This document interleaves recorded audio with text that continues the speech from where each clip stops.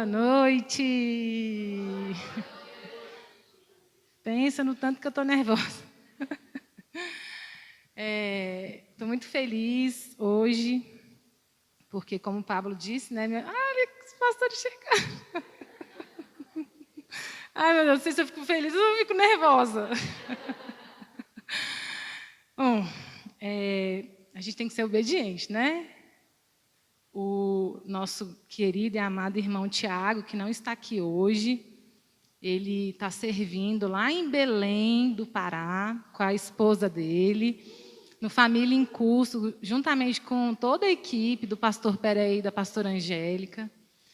E ele que coordena a igreja, né, que está à frente da igreja. Eu achei que ele ia demorar muito, muito, muito para pensar no meu nome, porque o pastor Márcio quer que a gente seja experimentado, treinado, né?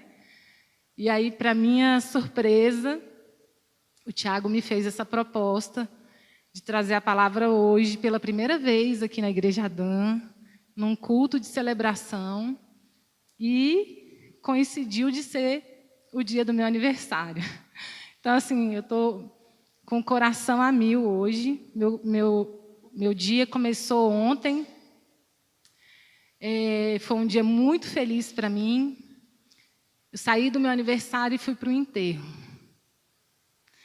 Porque a vida é assim, ela é paradoxal, né?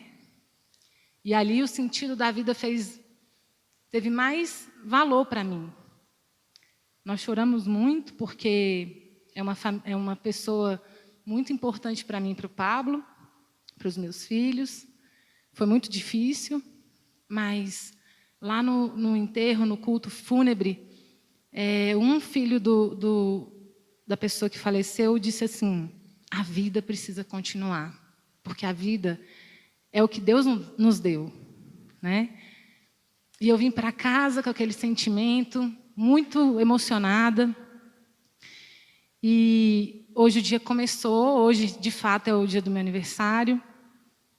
E eu muito reflexiva, muito nervosa também, com a responsabilidade de estar aqui, precisando diminuir para que Deus cresça, né? E o Senhor tem falado muito comigo sobre essa questão dos 40 anos, porque é a idade que eu estou fazendo. Eu estou completando 40 anos de vida hoje. E 40 anos, depois o pastor Márcio, né, que é um estudioso, não é o meu caso, assim, eu estou começando, ele pode explicar melhor o que significa esse número, né? Mas a gente vê por toda a Bíblia esse número. Jesus sendo tentado no deserto 40 dias. Né? Os egípcios, né? O povo de Israel na terra prometida por 40 anos. Minha idade. A minha idade eles ficaram naquele deserto. E tem um personagem da Bíblia que me chama muita atenção, que é Moisés. A vida dele foi marcada por ciclos de 40 anos, né? Ele nasce, fica 40 anos como um príncipe lá no Egito, mesmo tendo sido judeu, hebreu. Depois ele passa por uma situação, passa 40 anos refugiado, porque ele era um assassino. Ali Deus vai tratando ele, né? E depois de 40 anos, Deus fala: agora você está pronto. Chama ele e depois ele fica 40 anos com o povo, depois de ser liberto no deserto. Então, 40 é um tempo muito, muito, muito especial. E aí eu fiquei perguntando para Deus, né, o que o Senhor queria que eu levasse para a igreja. E o Senhor já tinha me dado há muito tempo uma palavra. E eu fiquei: Senhor, o que o Senhor quer que eu leve para a igreja? Eu confesso para vocês que essa palavra, para mim, ela é muito forte, mas ela não é uma palavra emblemática. É uma palavra, é mais do mesmo, sabe? Mas é o que tem efeito no reino. A gente não precisa inventar a roda, né? A gente só precisa pregar o evangelho. Porque o que tem poder não é a minha ideia, a minha eloquência, a minha inteligência. É a palavra, pura e simples, é o evangelho. Então, eu queria que você, se você tiver, como diz o meu querido dirigente, né, evangelista Tiago, Traga a sua Bíblia, irmão. Ande com a Bíblia de papel. Não substitua a sua Bíblia pelo seu telefone. Abra, por favor, em Lucas 12. Vou abrir aqui também. Oi, Brenda. Se tiver a versão NVT, é a que eu vou ler aqui, tá? Lucas 12, do 35 ao 48.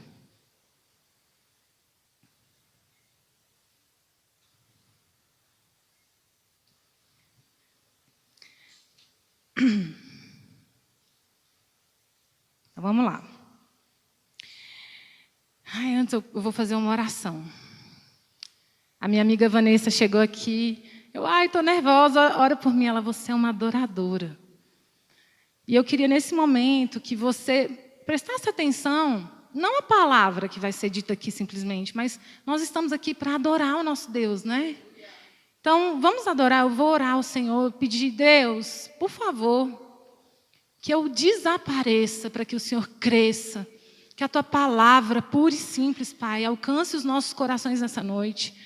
Senhor, entrega a porção específica, exata para cada um de nós aqui. Eu quero receber de Ti, Pai. Assim como o Senhor vem ministrando no meu coração, Deus. Eu quero Te entregar esta noite, eu quero Te entregar essa palavra, quero Te entregar também, Pai, as famílias que estão aqui para receber seus filhos. Deus, em nome de Jesus, continua fazendo os Teus milagres e salvando, em nome de Jesus. Amém. Então, vamos lá. O Evangelho de Lucas.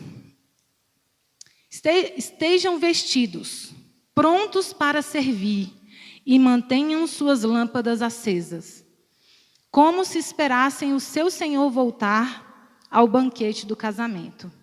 Então, poderão abrir-lhe a porta e deixá-lo entrar no momento em que ele chegar e bater. Os servos que estiverem prontos, aguardando o seu retorno, serão recompensados. Eu lhes digo a verdade, ele mesmo se vestirá como servo, indicará onde vocês se sentarão e os servirá enquanto estão à mesa. Quer ele venha no meio da noite, quer de madrugada, ele recompensará os servos que estiverem prontos. Entendam isto, se o dono da casa soubesse exatamente a que horas o ladrão viria, não permitiria que a casa fosse arrombada. Estejam também sempre preparados, pois o Filho do Homem virá quando menos esperam. Então, Pedro perguntou, Senhor, essa ilustração se aplica apenas a nós ou a todos? O Senhor respondeu, o servo fiel e sensato é aquele a quem o Senhor encarrega de chefiar os demais servos da casa e alimentá-los. Se o Senhor voltar e constatar que seu servo fez um bom trabalho, eu lhes digo a verdade, ele colocará todos os seus bens sob os cuidados desse servo. O que acontecerá, porém, se o servo pensar, meu senhor não voltará tão cedo, e começar a espancar outros servos, a comer, a beber e se embriagar? O senhor desse servo voltará em dia em que não se espera e em hora que não se conhece, cortará o servo ao meio e lhe dará o mesmo destino dos incrédulos. O servo que conhece a vontade do seu senhor e não se prepara, nem segue as instruções dele, será duramente castigado. Mas aquele que não a conhece e faz algo errado será castigado com menos severidade. A quem muito foi dado, muito será pedido, e a quem muito foi confiado, ainda mais será exigido. Eu estava numa leitura do Novo Testamento com as minhas discípulas. A gente está lendo aí em 90 dias, está chegando o fim, inclusive. E me deparei com todo o Evangelho de Lucas e o Senhor foi mexendo com as minhas entranhas. Isso já tem um tempinho. E aí isso aqui eu comecei a ler e eu falei, gente, isso está tão claro, como a gente não enxerga? Nós somos esses que muito está sendo dado. Será que se ele voltasse hoje, ele vai nos achar preparados? E isso começou a ecoar dentro de mim. E aí eu comecei a mastigar essa comida aqui que o Senhor tinha me dado. E antes desse trecho, eu vou trazer aqui outros 2 textos, porque eu comecei a me questionar. Estejam vestidos. Por favor, Brenda, volta lá no 12. Estejam vestidos, prontos para servir e mantenham suas lâmpadas acesas. Aí isso começou a mexer comigo. Como assim? Que roupa? Que roupa é essa que eu tenho que vestir?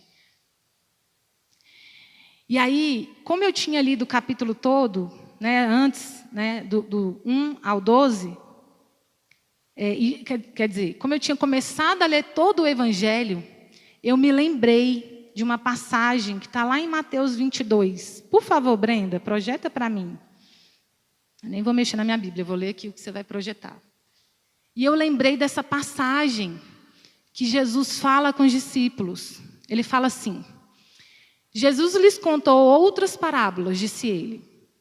O reino dos céus pode ser ilustrado com a história de um rei que preparou um grande banquete de casamento para o seu filho. Quando o banquete estava pronto, o rei enviou seus servos para avisar os convidados, mas todos se recusaram a vir. Imagina isso, gente, coisa doida. É isso que é o reino dos céus. Você faz um banquete, uma festa, convida as pessoas falam, não, não vou no banquete. É isso que é o reino dos céus. Ele já preparou lá.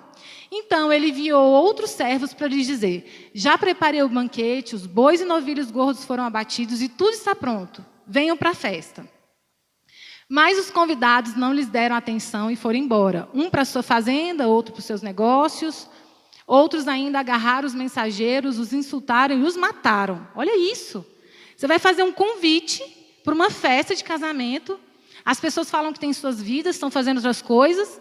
E outros até insultam e matam quem está convidando. E ele está falando que isso aqui é o reino dos céus. O rei ficou furioso, enviou seu exército para destruir os assassinos e queimar as cidades deles. Disse a seus servos, o banquete de casamento está pronto, e meus convidados não são dignos desta honra. Agora, saiam pelas esquinas e convidem todos que vocês encontrarem. Ou seja, eu tinha um nome, uma lista de convidados. Essa lista de convidados não é digna. Então, agora eu vou convidar todos que vocês encontrarem pela frente. Porque aqueles que eu escolhi não são dignos. Aqui ele está falando do povo de Deus, de Israel. Pode seguir. Acabou? Ah, tá, desculpa. Então os servos trouxeram todos que encontraram, tanto os bons como os maus. E isso aqui me chamou muita atenção. Olha só. Quem que ele está chamando? Tanto os bons como os maus. Isso aqui, gente, é muito forte. Isso aqui fala que Jesus não tem o dedo que a gente tem. O crivo. Você é prostituta. Você é alcoólatra, você é adúltero. Não, aqui está falando que ele convida os bons e os maus. Por isso que não importa como é que você está hoje. Não importa a sua vida. Ah, eu não sou digna, eu não sou boa, eu me afastei, eu estou ruim, eu caí no pecado. Jesus está te convidando. Não importa se você é bom, não importa se você é mau. A festa, o banquete é para todos que quiserem ir para a festa. E o salão do banquete se encheu de convidados. Agora, presta atenção. Lembra lá da roupa? Quando o rei entrou para recebê-los, notou um homem que não estava vestido de forma apropriada para um casamento. Isso aqui falou muito comigo na época, porque é uma boda que a gente vai viver. Nós somos a noiva, nós vamos cantar isso aqui hoje. Noivo, vem, vem, vem. Nós vamos casar com Jesus. Mas um casamento requer uma roupa. E tinha uma pessoa que não estava com uma roupa apropriada. Olha o que aconteceu. E perguntou-lhe, amigo, como é que você se apresenta sem a roupa de casamento? O homem não teve o que responder. Aí eu volto para aquela que a gente estava lendo. A gente não sabe quando vai ser o momento. E quando ele vier, se a gente não estiver preparado, a gente não vai ter nem o que falar. Não tem. Deus não vai. A gente não vai ter assim, Deus, mas tinha isso. Mas tinha aquilo, lembra das virgens, das 10 virgens, as prudentes e as nércias? É isso aqui, ó. Não vai ter o que dizer, gente. Porque na hora que você recebe o convite e que você se arruma para você ir para essas bodas, você já tem que estar com o traje certo. Não vai ter outra chance. Ontem eu estava no enterro. O tempo, o relógio, o kairos, o tempo biológico, acabou para o tio Fernando. A gente não sabe o que vai acontecer desse portão para fora, ou nesse exato momento aqui. E aí, qual vai ser a roupa que você vai estar vestida? Você pode ser boa, bom, você pode ser ruim, mas tanto os bons quanto os ruins vestiram a roupa certa. Só teve uma pessoa que não vestiu. E olha o que aconteceu. Então o rei disse: amarram-lhe as mãos e os pés, lancem-no para fora na escuridão, onde haverá choro e ranger de dentes. E aí, voltando lá para Lucas, eu comecei a entender quando a gente canta alvo mais que a neve, alvo mais que a neve. Se nesse sangue lavado, mais alvo que a neve serei. A roupa que Jesus quer que você vista é uma roupa vestida pelo sangue, o sangue de Jesus. Ele quer que a gente tenha uma roupa lavada, remida, porque Ele não quer uma roupa, Ele quer a santidade. Ele precisa que a gente, mesmo sendo bom ou mal, que a gente tenha arrependimento, busque Ele e fale: Senhor, eu sei que eu não sou boa, mas me lava com teu sangue, lava os meus pecados, lava aquilo que não te agrada, Senhor. Se há em mim um pinguinho de corrupção, algo que não te agrada, por favor, passa o teu sangue sobre mim, lava, tira tudo de mim que não te agrada, Senhor. Porque no dia das bodas, Pai, eu quero estar com a minha roupa alva mais que a neve. E o Senhor começou a falar muito comigo sobre isso. E aí ele foi para o próximo, porque tem uma vírgula, né? No Lucas 12, ele fala: estejam vestidos. Então, primeiro ele fala de santidade. Ele fala de arrependimento. Fala de vida com Deus, de sangue de Jesus. Porque não tem como eu estar pronta com o sangue de outra pessoa se não for de Jesus. Mas ele continua. Prontos para servir. Meu Deus. Para eu ir para as bodas do Cordeiro, eu preciso primeiro estar vestida. Mas eu também preciso estar pronta para servir. Meu Deus, quando eu li isso. No capítulo 10 de Lucas. Muito nervosa ainda. No capítulo 10 de Lucas, na hora, veio no meu coração, 10, do 30 ao 37. Essa parábola muito conhecida. Jesus respondeu com uma história. Desculpa, eu quero ler um pouquinho antes. Eu coloquei do 30, Lucas 10. Coloca para mim primeiro do 27. Não, coloca o 29. Lembra daquele jovem que foi ter uma conversa com Jesus e pergunta qual era o mandamento mais importante? Aí Jesus fala assim para ele: olha, o que diz a lei de Moisés? Aí ele fala: ame o Senhor, seu Deus, e ao seu próximo de todo o seu coração. Aí ele está querendo pegar Jesus. Aí ele fala assim: mas Jesus, o homem, porém, querendo justificar as suas ações, perguntou a Jesus: e quem é meu próximo? Aí pode seguir, Brenda, por favor. Jesus respondeu com uma história. Certo homem descia de Jerusalém a Jericó, quando foi atacado por bandidos.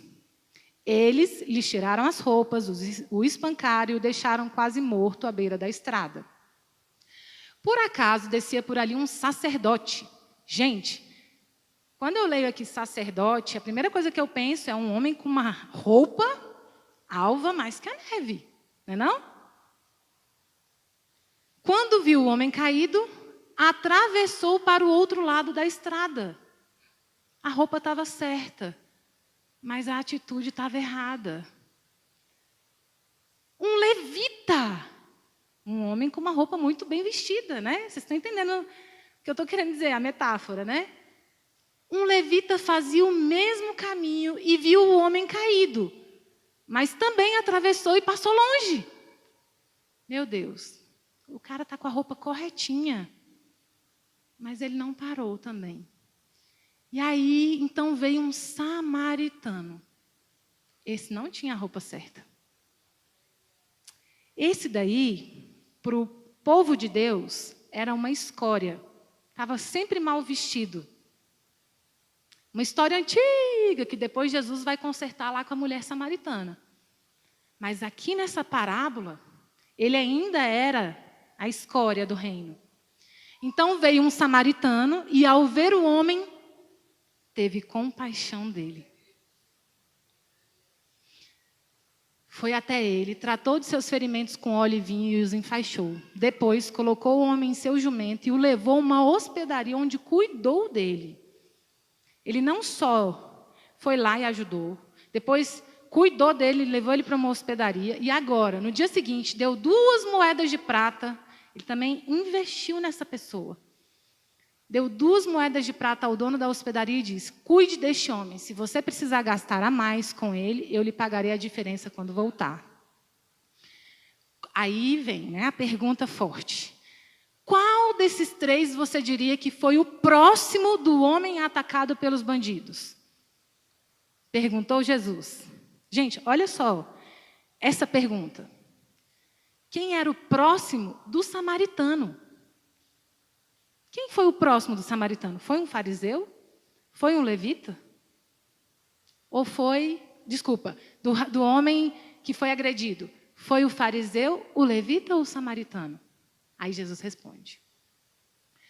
Na verdade, eu acho que é o rapaz, né? O especialista da lei respondeu: aquele que teve misericórdia dele. Então Jesus disse: vá e faça o mesmo. Vocês estão vendo que não adianta só você ter santidade. Não adianta só você estar com as vestes alvas. Você também tem que servir.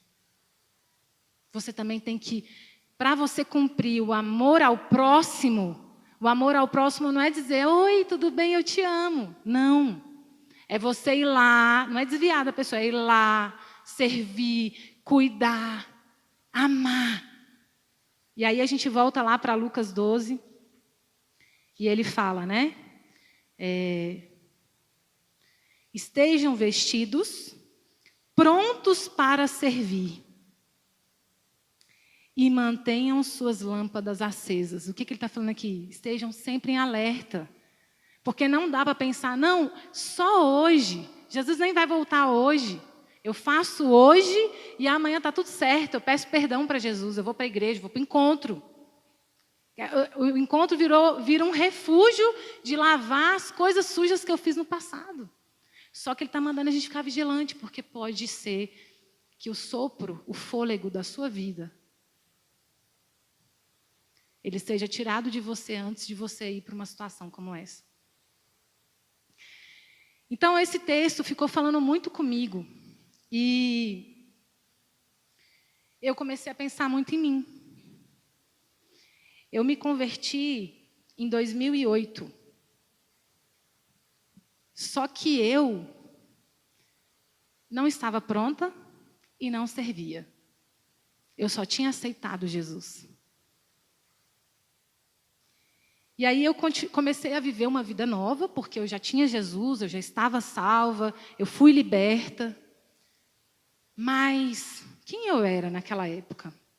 E eu comecei a pensar em quem eu era quando o Pablo me conheceu. E eu comecei a lembrar que eu era uma mulher extremamente empoderada, que eu achava que a minha inteligência estava acima do bem e do mal. E isso me dava uma soberba, uma vaidade, né? Eu falava com o Pablo, eu tinha misericórdia porque ele não conhecia Jesus, não sei se todos sabem, ele era ateu. Eu tinha misericórdia, mas eu não tinha sabedoria, eu não tinha ainda aquele coração do bom samaritano. Eu estava mais para aquela farisaica. Não sei se alguém se identifica. E aí eu, colocando aqui os tópicos, eu me considerei uma pessoa ignorante das coisas de Deus. Por quê? Porque eu não li a Bíblia. Gente, quem aceita Jesus e não quer conhecer Ele, você vai errar. Porque quem conhece está errando muito. Imagina você sem saber de nada. Então eu não li, eu não me dediquei. Aí, como você não sabe, como você não lê, tem um outro problema. Você fica sem intimidade. Você fica sem relacionamento. Você fica um cristão que acaba dando mau testemunho. Você prejudica. E um dia o pastor Márcio pregou sobre capacitação espiritual. Esse dia falou muito forte ao meu coração, porque ele explicava que capacitação espiritual nada mais é do que você viver cheio do Espírito Santo. E aí, quando você está cheio do Espírito Santo, você está capacitado para dar bom testemunho. Só que eu tinha aceitado Jesus, mas eu não estava cheia do Espírito Santo, eu estava cheia de mim mesma. E o Pablo demorou foi 6 anos para se converter, porque eu não dava bom testemunho para ele. Porque a gente fica assim, não, porque a pessoa é difícil, orei demais, eu tanto que penso, não é isso não. É porque eu não transbordava sobre a vida do Pablo. Porque eu não estava capacitada espiritualmente para transbordar. Porque quem está cheio de si mesmo só derrama a si mesmo. Dor, mágoa, ciúme, inveja, fica cobrando. É ou não é? Eu queria que o Pablo fosse bom para mim. Eu não estava igual aquele samaritano ali que parou para olhar aquele que passava. E aí eu fui fazendo essa retrospectiva, porque eu conheci Jesus e passei 7 anos sendo uma mulher que vivia para mim mesma. O eu estava muito grande.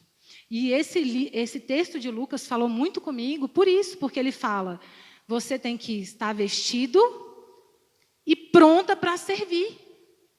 Eu não queria servir nem como esposa, porque eu era empoderada. Eu achava assim, se eu trabalhava e ganhava dinheiro, o papo podia lavar a louça, cuidar dos meninos, fazer faxina, e estava tudo certo. Não tinha conhecimento nenhum de palavra e exigia como se eu fosse a pessoa sabedora de tudo. Quem era meu Deus? Eu fiquei me perguntando isso. E eu cheguei à conclusão que eu tinha 2 deuses. A minha razão, a minha inteligência, e o meu trabalho e o meu reconhecimento profissional. E foi por isso que o Pablo se apaixonou por mim. Ele falava, nossa, você é tão inteligente. Ele me conheceu no ambiente de trabalho. E eu tinha uma vaidade com isso. E aí, tudo isso que eu estou falando é para falar sobre escolhas. Eu tive que fazer uma escolha. Mesmo já buscando essa roupa certa, né? Porque eu já estava querendo acertar com Jesus. Eu tive que escolher servir o Pablo. E a gente começou a caminhar com Jesus, aqui, já na Adã, né? Eu muito soberba. Eu lembro que eu ia para as aulas do Casados, quem fez Casados aqui comigo vai lembrar, falava muito na aula. É engraçado quando a gente está cheio de si, né? A gente quer falar, muita vaidade, mas pouca prática. Minha filha que está aqui deve saber como eu dei mau testemunho para ela. E como isso deve ter impactado a vida dela. Porque eu estou falando aqui de salvação, eternidade. mas a gente também tem que deixar um legado sábio, abençoado. As nossas escolhas estão impactando sobre a vida das pessoas que estão à nossa volta. Até para determinar se quando Jesus voltar, elas também irão para o céu. E eu tenho responsabilidade com os meus filhos. Eu errei muito com os meus filhos. Eu errei muito com meu marido. Eu errei com a minha família, minha parentela. Errei com as amigas da época. E esse texto foi me confrontando. E aí eu me identifiquei numa parte. Qual foi a minha escolha? E eu identifiquei que em um determinado momento eu tive humildade para reconhecer que eu precisava me arrepender. E olha, eu fui para o encontro, não foi lá que eu vivi isso. Foi num tempo de muita dor, de muito arroxo, porque quanto mais a gente resiste, parece que Deus vai arroxando. Para falar assim, arrepende, criatura ruim. Sabe? Assim, para... E aí eu não tive escolha. Ou eu sofria mais, ou eu cedia. E aí eu fiz a escolha certa. E essa questão da escolha é muito forte para mim, porque eu tenho entendido que eu acordo fazendo escolhas, eu durmo fazendo escolhas. Hoje eu escolho ler a Bíblia. Hoje eu escolho ler a palavra e orar e adorar. Hoje eu escolho agradecer a Deus só de olhar o céu lindo. E falar, Deus, como o Senhor é bom, porque ainda que eu não tivesse nada, o Senhor já preparou esse paraíso para mim aqui. Eu consigo hoje enxergar Jesus. E aí, lá no final do texto, quem frequenta a célula Adoradores já me ouviu falar muito disso. Ele fala assim, Brenda, projeta para mim o 46. Lucas 10, 46. 12, desculpa. O senhor desse servo voltará em dia em que não se espera e em hora que não se conhece. Cortará o servo ao meio e lhe dará o mesmo destino dos incrédulos. O que ele está falando aqui? Essa palavra incrédulo, para mim, é muito forte. Por quê? Porque a escolha que eu tenho é de ter fé. Gente, os evangelhos todos, toda hora Jesus vai falar de fé. A gente acabou de ler o texto aqui, ele fala dos bons e dos maus. Aquela pessoa que não se vestiu direito, é porque ela não teve fé que Jesus ia voltar e que ele ia viver aquele momento. Aqui, ele nem está falando mais de santidade, ele está falando de fé. E aquele que não tiver fé, quer dizer, aqui é quem já sabe, mas não se arruma, não põe a roupa, não está pronto para servir, essa pessoa vai ser comparada ao tratamento que será dado para aquele que não quer crer. Isso é muito forte. Então, a gente tem que entender que a maior armadilha, e se eu fosse Satanás, eu ia fazer a mesma coisa, de Satanás é arrancar a nossa fé. Gente, isso é tão óbvio. Aí você fala, eu já não senti, eu fui lá naquele louvor hoje, com a Si cantando, com a Flávia cantando, eu já não senti nada. Se você for por esse caminho, começar a avaliar o louvor, o pastor, a igreja, gente, a sua fé, ela vai minguar. Porque nós temos uma fé que é vivificada pelo que nós ouvimos. Por que Deus manda a gente congregar? Porque se a gente não tiver toda a vida congregando, ouvindo a palavra, sendo ministrado, sendo exortado, a nossa fé acabou. Não, voltou. Então, essa coisa aqui, de ter o destino dos incrédulos, ele está querendo dizer que o incrédulo vai ter um destino muito pesado. Então, eu como cristã hoje, depois do meu arrependimento, o que eu mais tenho investido? Não perder a minha fé. É muito fácil perder a fé. Nesse período que eu me converti, passei 7 anos dando mau testemunho, a minha fé era tão fraca, era tão pequena, Qualquer coisa me tirava do domínio próprio. Qualquer coisa me tirava do caminho. Eu lembro que eu tinha feito um compromisso de me guardar para o homem que eu fosse me casar. Eu não consegui. Porque a fé era fraca. Graças a Deus, Jesus não voltou. Porque meu destino ia ser o mesmo dos incrédulos. E o texto continua em 47.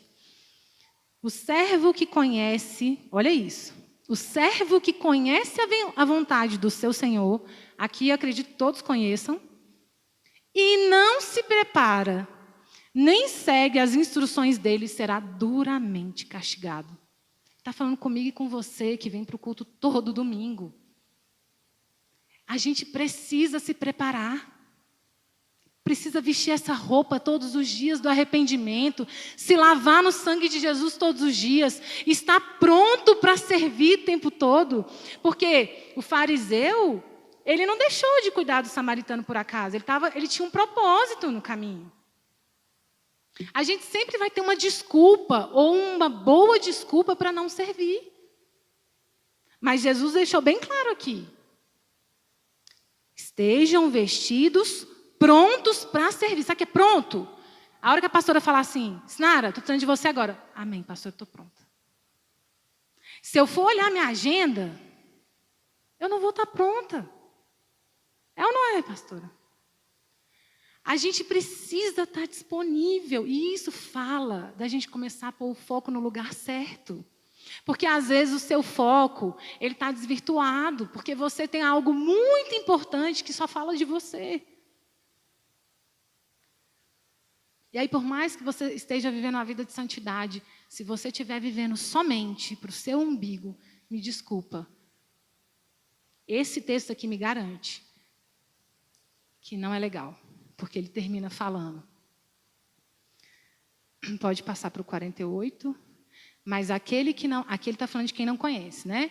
Mas aquele que não a conhece e faz algo errado, será castigado com menos severidade. Agora, a quem muito foi dado, muito será pedido.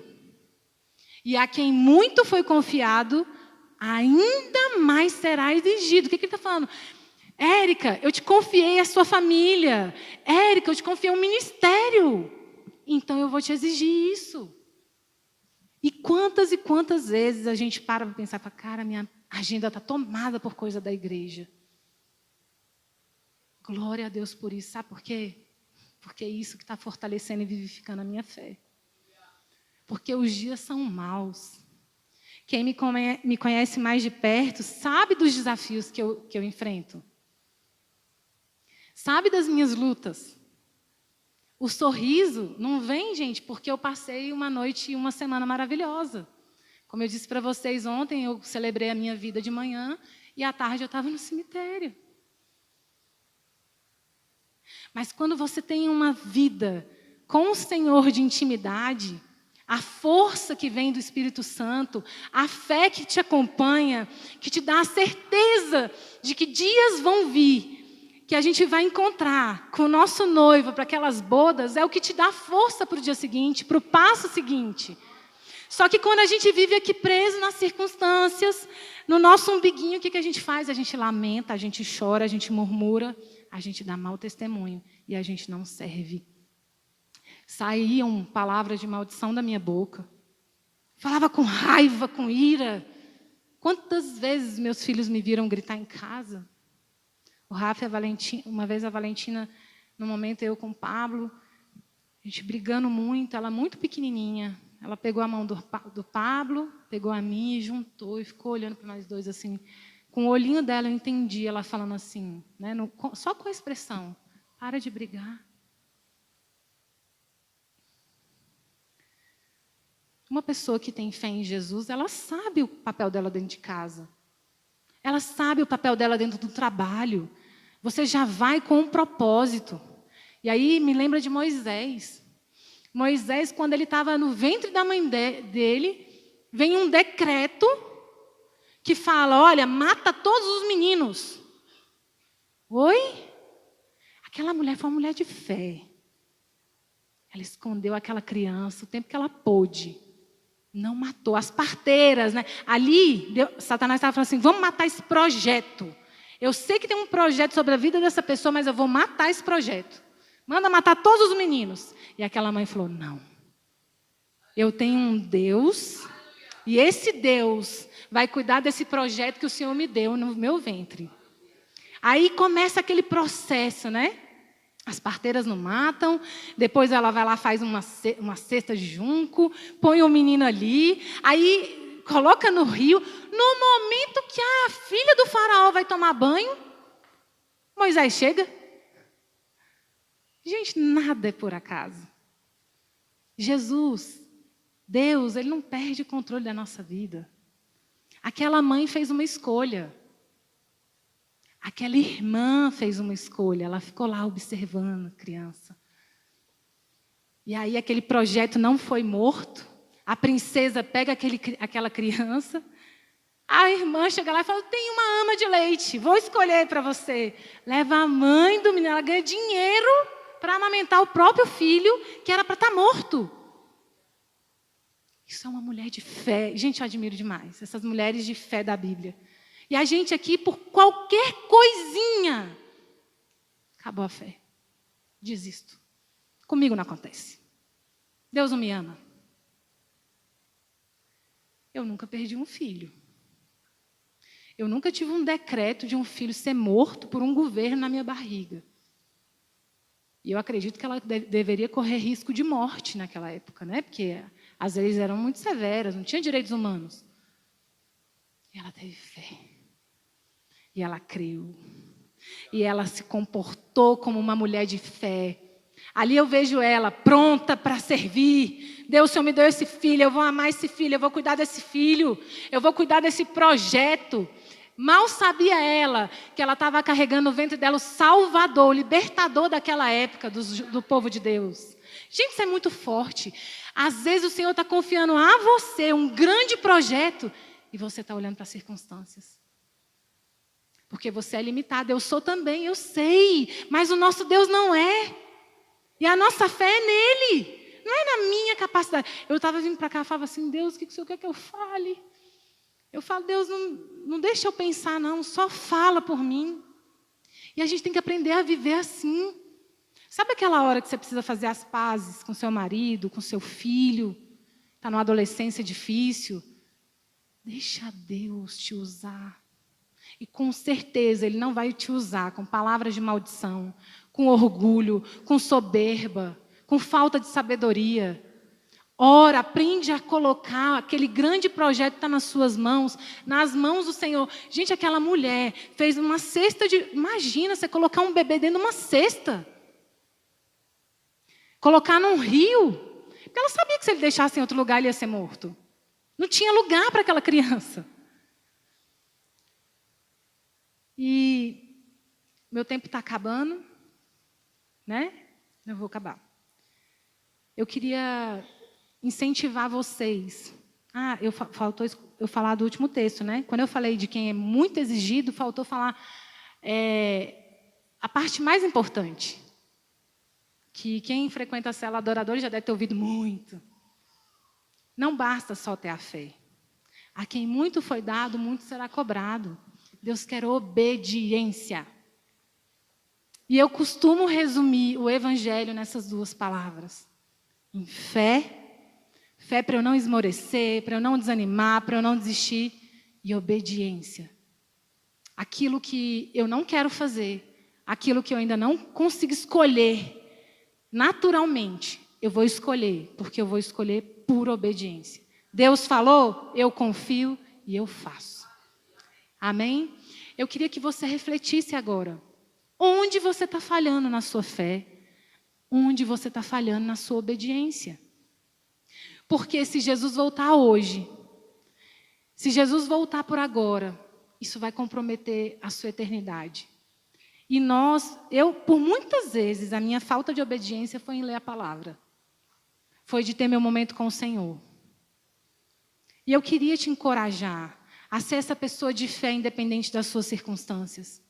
A crer que obedecer vai trazer para você o caminho certo. Você vai chegar lá naquelas bodas com a roupa certa, porque você obedeceu. Então eu quero te incentivar a querer vestir essa roupa, a estar pronto para servir, a ser uma pessoa de fé, uma pessoa obediente. Gente, não vamos passar nessa vida ouvindo e não sendo praticante. Meu Deus, como a gente é difícil de colocar em prática as coisas que a gente já sabe que tem que fazer. E por isso eu volto e falo, é uma palavra simples. Eu não estou falando nada demais aqui, porque eu não sou uma grande oradora. Eu só estou falando a palavra. A gente só precisa crer. Crer que Ele é poderoso para mudar as circunstâncias mais difíceis. O Senhor me mudou. O Senhor mudou meu coração. Ele vai mudar você também. Ele vai mudar a sua circunstância também. Ele transformou um ateu em um homem de fé que hoje cuida de mim. É o meu grande sacerdote. Se Ele fez com o meu marido, se Ele fez na minha casa, por que Ele não pode fazer na sua situação? Não questione o poder de Deus. Não limite o poder de Deus pela sua sapiência. Amém?